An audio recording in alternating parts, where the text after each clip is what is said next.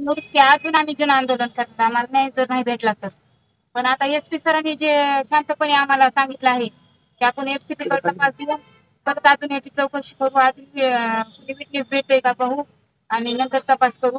आणि मी जोपर्यंत आहे तोपर्यंत न्याय देण्याची मला भूमिका दाखवली आहे एसपी सरांनी. मात्र या अगोदर भेट झाल्यानंतर आज ती भेट झाल्यानंतर त्याचा जबाब घेतला, त्याच्या संदर्भात एसपीने काय प्रतिक्रिया? एसपी सरांना एवढंच म्हणलं की एसपी सरांनी मला पहिलं सांगितलं होतं की त्याच्यात मला तथ्य पाहायचं आहे, तरी अजून मी म्हणलं आहे मला राजकारण करायचं नाही माझ्या नवऱ्याच्या केसमध्ये. त्यांच्या जबाबामध्ये काय तथ्य आहे ते अजून जाणून घ्या आणि आरोपींना अटक करा. मात्र या अगोदरही तुम्हाला पोलीस अधीक्षकांनी आश्वासन दिलेलं होतं. मात्र आज नेमकी काय सविस्तर चर्चा झाली आणि आरोपी निष्पन्न खरंच झालेत का, नेमकं काय सांगितलं जातं? आज म्हणजे माझी आज शेवटची भूमिका होती की आत्मदहन कसं करू देतील मला. तरी पण माझी शेवटची भूमिका होती आत्मदहन, एक तर जीवन तर संपवायचं नंतर न्याय तरी मागायचा. पण एसपी सरांनी सांगितलं आहे ताई जोपर्यंत मी आहे तोपर्यंत न्याय भेटणार म्हणजे भेटणार. कधीच मी याच्यात गद्दारी करणार नाही ना काही नाही, मी योग्य पद्धतीनं न्याय करत. मात्र आरोपी निष्पन्न झाले होते असं देखील सांगितलं गेलं होतं आणि पुन्हा परत 18 महिन्यानंतर आरोपी निष्पन्न होत नाहीत आणि पुन्हा अटकही केलं जात नाही. मग किती दिवस तुम्ही चक्रा मारणार? चक्र आता एसपी सर म्हणजे आहेत ना, आता बघू अजून एसपी सरांवर विश्वास आहे.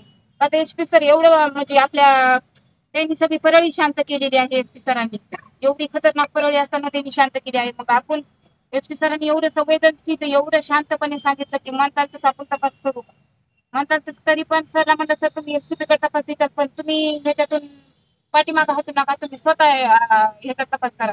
तर सर म्हणजे ठीक आहे. किती दिवसात अल्टिमेटम दिलंय आणि आता पुढचं नेमकं तुमचं कशा पद्धतीने? म्हणजे त्यांनी अजून पण अल्टिमेटम दिलंच नाही. ते अल्टिमेटम कशाला देतील, कारण ते नवीन आहेत. त्यावेळेसचे जे सानप सर आहे त्यांचे सीडीआर मागितले, त्यांना बोलून घेऊन पण सर म्हणजे तपास करू टाकतो. तपासातले कितवे अधिकारी असणार? 8वे अधिकारी तपासातले. तुम्ही देवेंद्र फडणवीस यांची भेट घ्यायला जाणार होते मुख्यमंत्र्यांची, त्या संदर्भात तारीख भेटली नाही साहेबांची.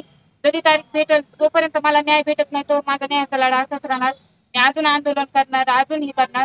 जोपर्यंत मला न्याय भेटत नाही तोपर्यंत मी माझा न्यायाचा लढा सोडणार नाही. मात्र आता संयम कुठेतरी संपत आहे. संयम तर संपलाच आहे, म्हणून तर आज शेवटची भूमिका होती ना. मग एवढं प्रशासन कशाला उभं राहिलं आहे की माझं दहन रोखण्यासाठी उभं राहिलं. मग तर माझ्या नवऱ्याला न्याय देण्यासाठी एक पण नाही प्रशासन. फक्त एसपी सरांवर विश्वास मी आज शांत बसले. एवढ्यांनी जर मिळून माझ्या नवऱ्याची केस उघड केली असती तर ह्यांना आज ही वेळ आली नसती माझं आत्मदहन रोखण्याची. तुमचा आक्रमक पवित्रा पाहायला मिळाला होता, काय ठोस आता तुम्हाला सांगितलं गेलंय? काय आल्याच्या नंतर त्यांनी लगेच हे घेतलं, ते कसं मला आत्मदहन करू ते म्हणलं ना. ते माझ्या जिवंत माणसाला आहेत, मग ज्या माणसावर अत्याचार झालाय, अन्याय झालाय. मोदी साहेब म्हणतात ना सिंदूर ऑपरेशन, मग माझ्या सिंदूरचं काय हे मला सांगा ना. माझ्या सिंदूरचं काय हे मग मला मोदी साहेबांनी उत्तर दिलं पाहिजे की माझ्या सिंदूराचं काय करणार तुम्ही. हे आजवर परळीतले पाकिस्तानमध्ये जे आहेत तसं परळीतले पण काढा ना तुम्ही आरोपी. माझ्या सिंदुराला पण न्याय द्या ना तुम्ही. माझं एवढंच म्हणणं आहे. काय ठराविक वेळ दिलाय का एवढ्या दिवसात तपास करू तेवढ्या दिवसात आमची सुरू? नाही काहीच त्यांनी टाइम दिला नाही. पण माझं जन आंदोलन चालूच राहणार आहे. पोलिसांना किती दिवसाचा वेळ देत आहे तपासा संदर्भात आणि पुढचं आंदोलन कधी? पोलिसांना एसपी सरांना 1 महिना सांगितला आहे. 1 महिन्याच्या नंतर आम्ही जन आंदोलन करणार आहोत. तर म्हणजे आहे का नवीन अधिकारी येत आहेत त्यांना पण म्हणजे एलसीबी कडे तपास देणार आहेत तसं.